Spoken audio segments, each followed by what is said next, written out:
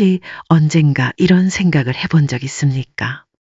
왜 저 사람은 나를 이렇게 힘들게 할까? 아니면 언젠가는 변하겠지라며 자신을 달래며 관계를 이어간 적이 있습니까? 우리는 종종 누군가를 변화시키고 싶은 대상으로 삼습니다. 친구든 배우자든 형제든 혹은 직장 상사든 말입니다. 하지만 정작 상대는 꿈쩍도 하지 않고 바뀌지 않는 그 사람 앞에서 우리는 무너져 내리곤 하죠. 63세 여성 이윤자 씨는 25년을 함께 산 남편에게 더는 기대하지 않기로 했습니다. 처음엔 주말마다 함께 나들이를 가겠다는 약속을 믿었고 말 한마디 없이 집을 나서는 습관도 언젠가는 고쳐지리라 여겼습니다. 하지만 그 믿음은 매번 깨졌고 마침내 그녀는 그 사람은 그런 사람이다 라는 문장을 입에 올렸습니다. 놀랍게도 그 순간부터 그녀는 더는 분노하지 않았고 남편을 바꾸려는 시도도 멈추었습니다. 그녀는 말합니다. 기대하지 않으니 내가 사라졌어요. 사람은 쉽게 변하지 않습니다. 칼 융은 이미 이렇게 말했습니다. 다른 사람을 바꾸려 하지 말고 자기 자신을 변화시키라. 이 말은 단순한 자기계발서의 문장이 아닙니다. 심리학자들이 뇌과학을 통해 밝혀낸 바 인간은 안전한 자극과 익숙한 행동을 선호하기 때문에 타인의 성격이나 행동을 바꾸는 일은 거의 불가능에 가깝다고 합니다.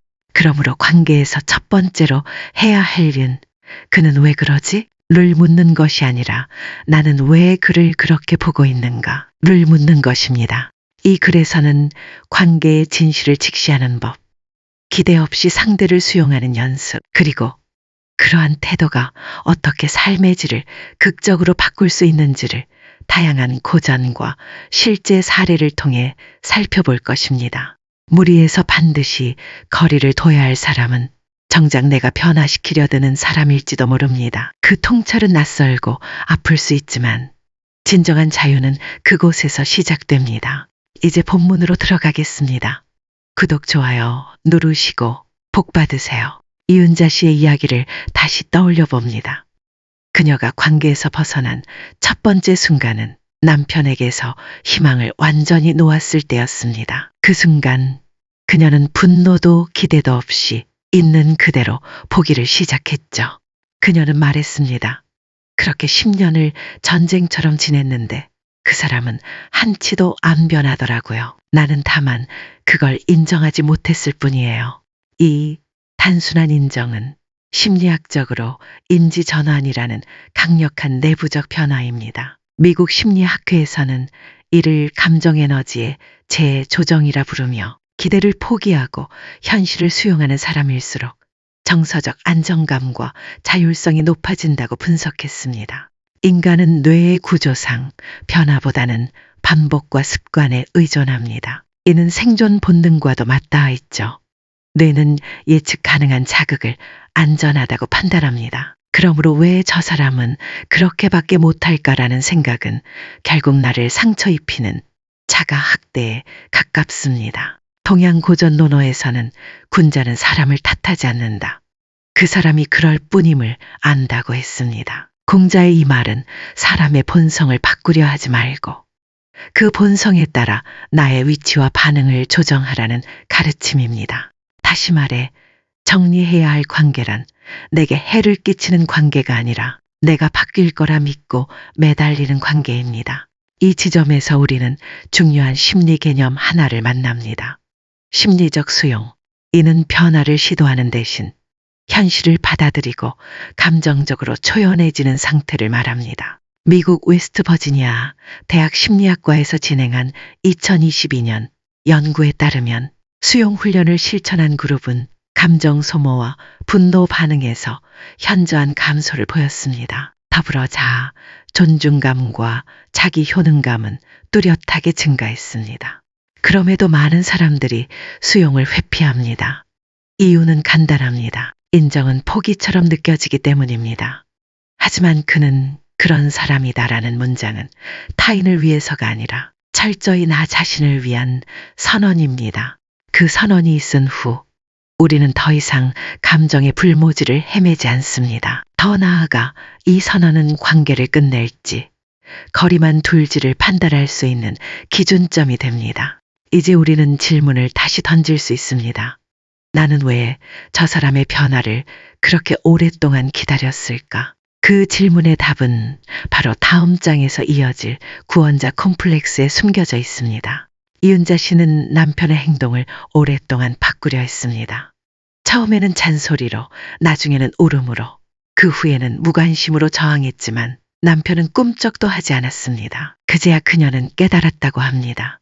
나는 그 사람을 구하려 했던 거죠. 내가 사랑해서, 책임감이 있어서 그런 줄 알았는데 결국 나 자신을 위안하려는 헛된 시도였어요. 바로 여기에 관계에 숨겨진 독소가 존재합니다. 심리학에서는 이것을 구원자 콤플렉스라 부릅니다. 이는 타인의 고통을 나의 책임으로 여기고 그를 바꾸거나 치유해야 한다는 강박에 가까운 사고 패턴을 말합니다. 처음에는 자비와 헌신처럼 보이지만 시간이 지나면 피로와 분노로 변하고 결국 상대도 나도 구하지 못한 무력감만 남깁니다. 셰익스피어의 비극 오셀로를 보면 데스데모나는 남편 오셀로의 질투와 분노를 끝까지 이해하려 애씁니다. 그녀는 오셀로가 변화할 수 있다고 믿었고 그의 고통을 덜어주려 애썼습니다. 하지만 결과는 죽음이었죠. 구원자 역할을 자처한 그녀는 스스로의 경계를 무너뜨렸고 결국 사랑도 자신도 잃었습니다. 실제 사례도 유사합니다. 50대 남성 A씨는 오랜 친구 B씨의 알코올 중독을 고쳐주려 수년간 헌신했습니다. 병원에 데려가고 일자리를 소개하고 가족들과 화해도 중재했습니다. 하지만 B씨는 반복해서 약속을 어기고 도움을 거부했습니다. A씨는 끝내 우울증을 앓았고 자신이 잘못된 사랑을 한 것 같다고 고백했습니다. 그는 이렇게 말했습니다. 사랑은 노력이라 생각했는데 나중에 알았어요. 그건 내가 그의 인생을 대신 책임지려던 거였다는 걸. 구원자 콤플렉스는 사실 타인을 위한 것이 아닙니다. 나 자신의 유능함을 확인하고 싶고 관계 속에서 인정받고 싶은 욕망의 그림자입니다. 이런 심리적 메커니즘은 공동의존성이라는 개념과 맞닿아 있습니다. 공동의존성이란 다른 사람의 문제를 해결하며 자신의 정체성을 유지하는 패턴입니다. 특히 가족 내에서 부모나 배우자가 중독자이거나 감정적으로 미성숙한 경우 이 역할은 더 쉽게 고착됩니다. 문제는 이러한 관계는 시간이 갈수록 상대를 더 무기력하게 만들고 나를 더 고립시키는 악순환을 만든다는 점입니다. 오히려 그는 그런 사람이다라는 수용이야말로 진정한 변화의 시작이 됩니다. 상대가 바뀌지 않더라도 내가 더 이상 그를 구할 책임에서 벗어난다면 비로소 건강한 경계가 만들어지기 시작하는 것이죠. 이제 우리는 다음 질문으로 넘어갈 수 있습니다. 정말로 도와줄 수 없는 사람이 있다면 나는 언제 그 사실을 인정할 수 있을까? A씨는 친구를 구하려 했지만 결국 그 시도는 실패로 끝났습니다. 그는 후회했습니다. 진작에 멀어졌어야 했어요. 계속 붙잡았던 건 내 고집이었어요. 이 말에는 중요한 통찰이 담겨 있습니다. 어떤 사람은 아무리 애써도 우리가 도울 수 없습니다. 그리고 그 사실을 인정하는 것이야말로 가장 강력한 관계의 정리의 시작입니다. 헬퍼 신드롬이라는 말이 있습니다. 타인을 돕는 데서 자아의 존재 이유를 찾는 심리 상태입니다. 겉으로는 친절과 봉사처럼 보이지만 실제로는 자기 정체성과 통제 욕구의 변형입니다. 이런 사람들은 남을 도우며 자기 가치를 증명하려 합니다. 하지만 상대방이 변화하지 않으면 깊은 좌절과 분노를 경험하게 되죠. 이 패턴은 감정적 탈진과 자존감 붕괴로 이어질 수 있습니다. 인도 서사시 라마야나에서 라마 왕자는 아네시타를 구하기 위해 긴 여정을 떠납니다. 그는 모든 시련을 감내하며 그녀를 되찾지만 결국 그녀를 믿지 못하고 내칩니다. 이 장면은 한 인간이 타인을 구하겠다는 신념이 어떻게 관계를 망치고 자신을 무너뜨리는지를 극적으로 보여줍니다. 구원이란 이름 아래 행해지는 통제와 의심은 결국 사랑을 무너뜨립니다. 관계 전문가들은 말합니다. 도움이란 요청이 있을 때에만 가능하다고. 스스로 바뀌고자 하지 않는 사람은 어떤 조언도 받아들이지 않으며 어떤 지원도 변화로 이어지지 않습니다. 한 관계 상담사는 이렇게 말했습니다. 스스로 책임지지 않는 사람과의 관계는 끝이 없습니다. 그 관계에서 빠져나오는 것은 포기가 아니라 회복입니다. 이런 통찰은 온라인에서도 자주 확인됩니다.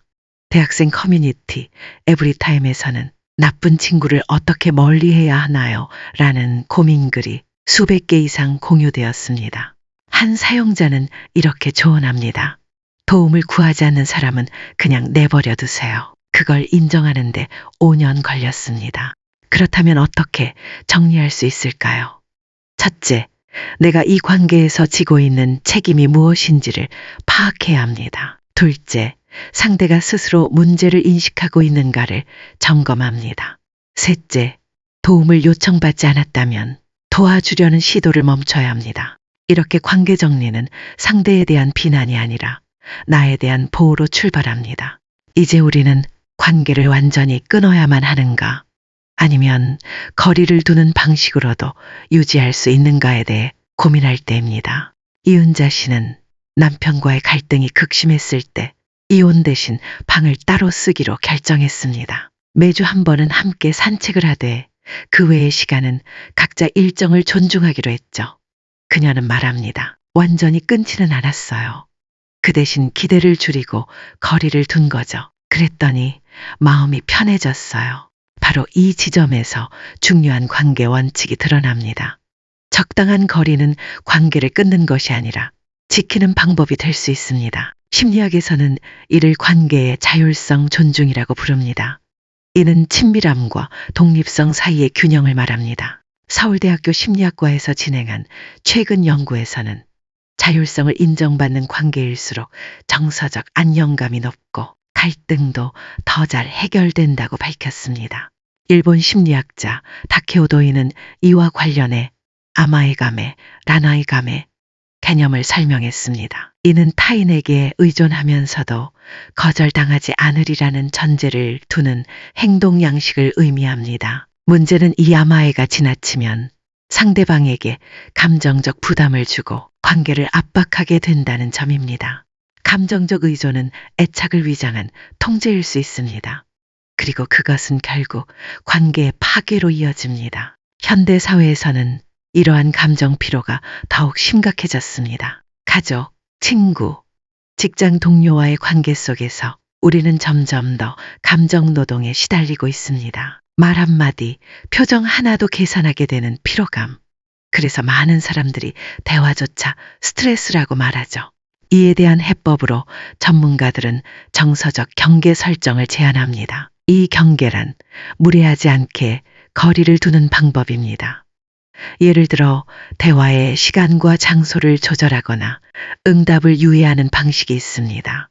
한 예로 71살 독거노인 김문자 씨는 매일 아침 관계일기를 씁니다. 누구와 어떤 대화를 나눴고 그것이 자신에게 어떤 영향을 미쳤는지를 기록합니다. 그리고 일주일에 한 번 정서적 피로도가 높은 사람 순으로 연락 빈도를 조절합니다. 그녀는 말합니다. 내가 바뀌니 사람들도 달라지더라고요. 아니면 멀어지거나 둘 다 괜찮아요. 관계란 타인의 변화보다 나의 선택에 달린 일입니다. 기대를 낮추고 거리를 조절하고 감정을 과도하게 쏟지 않으면서도 연결을 유지하는 것. 그것이 지속 가능한 관계의 조건입니다.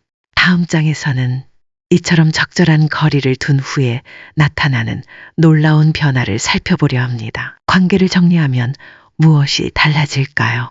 이은자 씨는 남편과 거리 두기를 실천한 지 석 달 후 뜻밖의 해방감을 느꼈다고 합니다. 마치 숨통이 트인 느낌이었어요. 불필요한 감정을 안 써도 되니까 삶이 덜 복잡해졌죠. 그녀는 말끝마다 웃음을 지었고 주말에는 친구들과 등산을 다니기 시작했습니다. 심리학에서 말하는 관계, 단절의 긍정적 반응은 세 가지로 정리됩니다. 해방감, 자기존중, 정서 안정. 그동안 긴장과 갈등으로 고갈되었던 감정의 공간이 비워지면 그 자리에 평온이 들어서기 시작합니다. 사람은 본능적으로 타인과 연결되기를 원하지만 그 연결이 고통스러울 때는 단절이 치유가 됩니다. 고대 그리스 신화에서 프로메테우스는 인간에게 불을 준 대가로 제우스에게 잡혀 바위에 묶입니다. 독수리가 그의 간을 매일 쪼아 먹었죠. 그는 고통을 견디며 수천 년을 버텼고 결국 헤라클레스에 의해 해방됩니다. 이 이야기는 단순한 신화가 아닙니다. 관계에 얽매여 상처받는 사람들에게 있어 해방이 어떻게 새로운 삶의 시작이 될 수 있는지를 상징적으로 보여줍니다. 프로메테우스가 자유로워졌을 때 그는 더 이상 간을 도려내지 않았습니다. 바로 그것이 치유입니다. 노년층에서도 이러한 관계, 다이어트는 분명한 효과를 보입니다. 최근 한국노년연구원이 발표한 2023년 조사에 따르면 무의미하거나 갈등이 잦은 인간관계를 줄인 고령층은 정서적 안정감과 삶의 만족도가 월등히 높았습니다. 특히 60대 후반 여성 그룹에서는 인간관계를 줄인 이후 건강검진 수치와 수면의 질도 향상된 사례가 다수 보고되었습니다. 한편으로는 정리 이후 새로운 인간관계의 기회도 열립니다. 이은자 씨는 관계를 줄이자 남은 시간과 에너지를 새로운 사람에게 쓸 수 있게 되었다고 말합니다. 그 결과 이웃 주민들과 반찬을 나누며 자발적인 유대를 형성했습니다. 이전에는 억지로 유지하던 관계였던 반면 지금은 선택하고 결정하는 관계를 만들어가고 있다고 했습니다. 결국 관계를 줄이는 것은 소멸이 아닙니다. 재구성입니다. 나를 지치게 했던 과거의 연결을 끊음으로써 삶에 여백이 생기고 그 여백은 회복과 확장의 공간이 됩니다. 다음 단계에서는 이러한 변화 이후 개인이 어떻게 자기중심을 되찾고 삶을 새롭게 재설계할 수 있는지를 살펴보겠습니다. 관계를 정리하고 거리 두기를 시작한 후 이은자 씨는 마침내 자신을 돌아보게 되었습니다. 남편이 아닌 자신을 위해 아침을 차리고 그가 아닌 자신의 기분에 따라 일정을 조정하게 되었죠. 그녀는 이렇게 말합니다. 내 인생에 내가 없었다는 걸 너무 늦게 알았어요. 사람은 누구와 관계를 맺는가 보다 어떤 기준으로 관계를 맺는가가 더 중요합니다. 이 기준은 타인이 아닌 자기 자신에게서 출발해야 합니다. 그것이 바로 경계입니다. 심리학자 머레이 보에는 이를 자기 분화라고 설명했습니다. 나와 타인의 감정을 구분하고 필요할 때 아니요 라고 말할 수 있는 능력. 그것이 자율성과 존중을 동시에 유지하는 핵심입니다. 실제로 관계를 정리한 사람들 대부분은 비슷한 깨달음을 공유합니다. 내가 얼마나 타인의 시선과 반응에 매여 있었는지, 얼마나 많은 감정을 기대라는 이름으로 허비했는지를. 그러나 정리를 통해 그들은 더 이상 타인의 감정에 휘둘리지 않고 자신의 감정을 중심에 두는 법을 배우게 됩니다. 이 중심은 단단하고 고요합니다. 김혜자 씨라는 가명으로 기록된 또 다른 사례도 비슷합니다. 그는 8년간 친구와의 갈등 속에서 자책과 분노를 반복하다가 결국 연락을 끊었습니다. 그 후 그는 처음으로 시를 쓰기 시작했습니다. 나는 내 감정을 들여다볼 시간이 없었어요. 그 친구는 항상 내 감정 위에 올라타 있었거든요. 그녀의 시는 이후 지역 문예지에 실렸고 독자들의 공감을 받았습니다. 결국 우리가 관계에서 찾는 것은 사랑받고 싶은 욕구이지만 건강하지 못한 관계 속에서는 그 욕구마저 상처로 변질됩니다. 오히려 관계를 내려놓았을 때 우리는 비로소 자기 자신과 연결되기 시작합니다. 이 연결은 어떤 연인보다, 어떤 가족보다 더 깊고 진실합니다. 나를 있는 그대로 바라보고 나를 지지하며 나의 삶을 주체적으로 살아갈 수 있는 힘을 줍니다. 이 글을 읽고 있는 지금 당신의 삶에는 어떤 사람이 있습니까? 그 사람은 당신을 지치게 하나요? 아니면 당신을 회복하게 하나요? 혹시 당신이 너무 오랫동안 붙들고 있던 관계가 있다면 오늘 이 글이 작은 단초가 되었기를 바랍니다. 오늘 이야기는 어떠셨습니까? 마음속에 하나쯤은 이제는 놓아야 할 사람이 떠오르셨다면 그것이 바로 변화의 시작입니다. 지금까지 함께 해주셔서 고맙습니다. 부디 당신의 인간관계가 당신 자신을 잃지 않는 선에서 건강하게 맺어지길 바랍니다.